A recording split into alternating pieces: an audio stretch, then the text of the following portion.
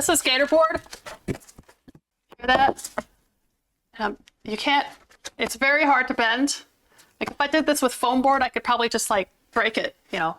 I prime a huge piece like this with that single layer of the gold. That gives me the grit that starts my underpainting basically. It gives me that sanded surface to start on. And then I cut this into pieces and work with the pieces. Here's another piece with that is primed. And it has a donkey drawing on it already. It's not started. I have not started my underpainting on this yet, but it has that single layer of the primer.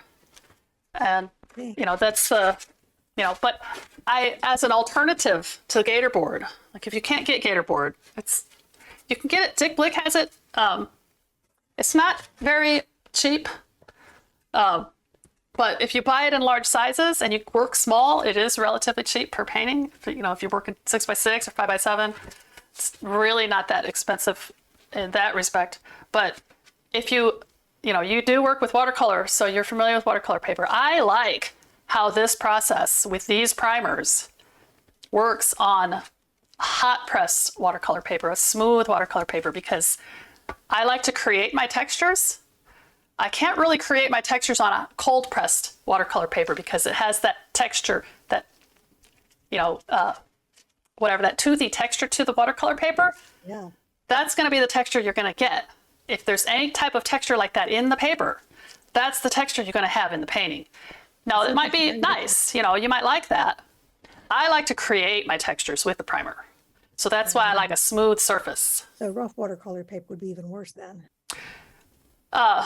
You know, you could try it. I know a guy who does large landscape paintings, and he actually does work kind of like this, but he rolls his primer on with a roller. And so he's getting that pebbly sort of texture. But he does these big, huge paintings, and they look really awesome. I know another artist who does work on the rough watercolor paper. She does a watercolor underpainting, and then she does pastel on top. And, you know, her paintings are beautiful. Her name's Jeanette Cuevas, if you want to look her up. She's really good. So it really just depends on what, you know, you should try. I like to tell people, just if you think about how will this work? Will this work? Will that work? Just try it and see. I have a lot of watercolor paper I don't use, so I'll try that.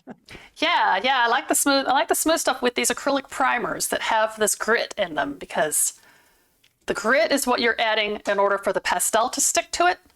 You know, so pastel probably wouldn't stick very well to smooth watercolor paper, but it'll stick to these primers, and these primers work really well on watercolor paper.